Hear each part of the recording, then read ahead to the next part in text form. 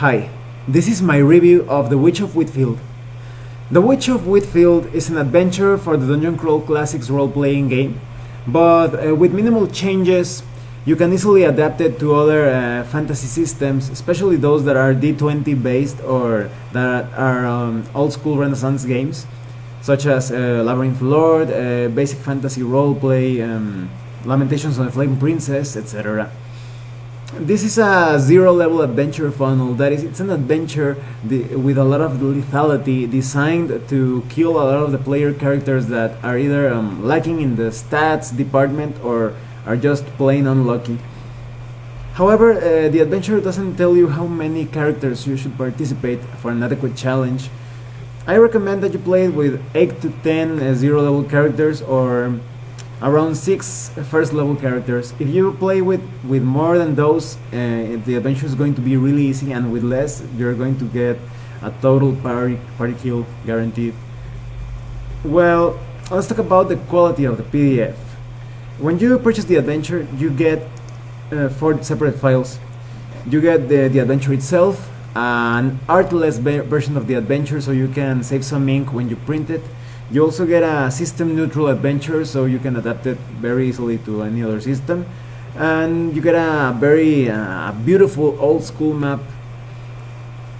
There was also a sort of like a bundle or a sort of like a sale or something where you got a reduced price when purchasing digital maps for this adventure. So if you want to play with miniatures, you may take advantage of that offer. And well, everything is very well structured. It's very easy to understand how to run the entire adventure. The PDF is fairly short, just about like 10 pages. So it's very easy to read this in about half an hour and understand how to play it, half an hour or less. Very simple and very well explained. And well, let's talk about the plot of the adventure. This adventure is about the town of Wydfield, a town where most people are farmers, but this season they got a pretty sad or crappy harvest.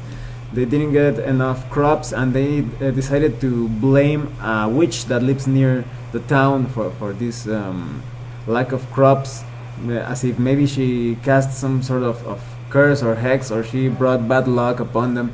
So a cleric decides to put together a group of adventurers and decided to attack this witch. They assaulted her home and managed to kill her, or so they thought. But actually the witch managed to escape by possessing one of her familiars. So her spirit was using this familiar as a vehicle and started to plan her revenge upon the cleric and upon Wydfield. Eventually she decided to possess a young girl, and this young girl tricked the cleric and managed to stab the cleric, killing her. But before the cleric died, she managed to write in blood the name of the witch. And so the townsfolk decided to form a new adventuring party to stop the witch before she becomes stronger, more powerful. And obviously the player characters are going to be this new formed group of adventurers. And the adventure starts with the characters arriving at the witch's hut. Now, they're going to be facing 2 major enemies in this first encounter or scene. One is a hunter that is using a small mountain near the witch's hut as a place where he can act as a sort of sniper, shooting arrows at the player characters. And because he has all those trees and places where he can hide, it's very possible that he may end up killing 1 or 2 characters very quickly. And if the characters decide to approach the witch's hut, the hut is protected by a sort of like an ivy or vine monstrous creature that will attack them. It's kind of like a monster plant. And so the characters are going to have to fight the hunter and the monstrous plant at the same time. If they manage to survive that, they will probably be able to enter the witch's hut. And inside they're going to get attacked by yet another monster. This one is kind of like a slime or ooze that comes from out of the witch's cauldron. And the characters will have to be very careful because they're going to be very wounded by the attack of the hunter and the monster plant creature. And if they manage to kill this slime, they may end up getting a bit of treasure and some interesting potions. Eventually they will find like a secret compartment that leads to a tunnel that leads directly into the witch's inner sanctum. However, this tunnel is trapped.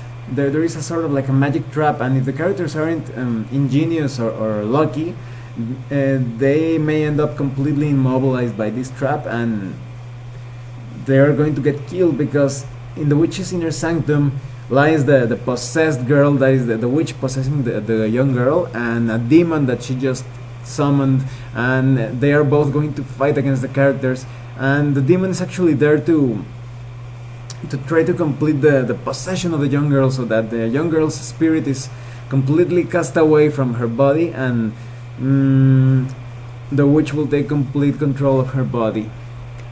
So it's kind of like a race against time. The characters need to decide who to kill first, the demon or the witch, or maybe attack both of them.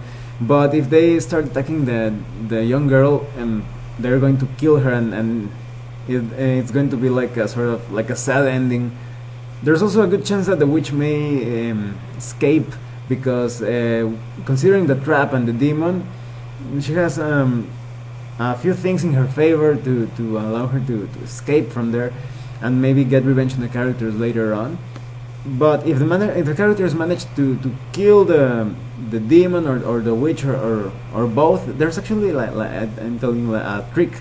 The trick is they have to kill the demon first, so that the possession is stopped, the act of removing the spirit of the young girl, and they may end up getting the witch's broom. If they win the adventure, they're going to get a powerful magic item that allows them to fly, and this witch's broom is great for if any character wants to level up as a wizard or a witch. She's going to get the iconic witch's broom, and that's just awesome. And so what I think about the adventure, this adventure is pretty much perfect. It's very well written, it's short, sweet and lethal, and that's very important for a funnel. It's going to keep your characters on their toes, and they're going to get really nervous, because there are so many potential places to ambush them with the hunter and the plant and the creature that comes out of the cauldron, and the witch and her demon and the trap in the tunnel. There are many potential situations where potential total party kill situations, and the characters are going to the player characters are going to get really scared. Usually players don't think as fast as they would want to when they get ambushed, and this adventure is just like a lot of different ambush opportunities spread out through the entire plot. There really isn't a negative point to this adventure. It's very well done, very well written, it's all very clear, and it's short, simple, sweet, lethal.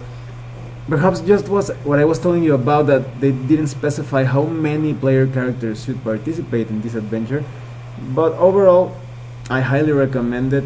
It's one of the best funnels that I've seen. It's a perfect example of a zero level funnel to get rid of those weak characters and end up with true heroes. Although the times I've managed to get a good group of players to participate in this adventure, and some of the weakest characters have actually been the heroes, so you can never underestimate what a weak character can accomplish under the right circumstances and desperation. Well, thanks for watching my review. If you have any comments or questions, please let me know. See you later.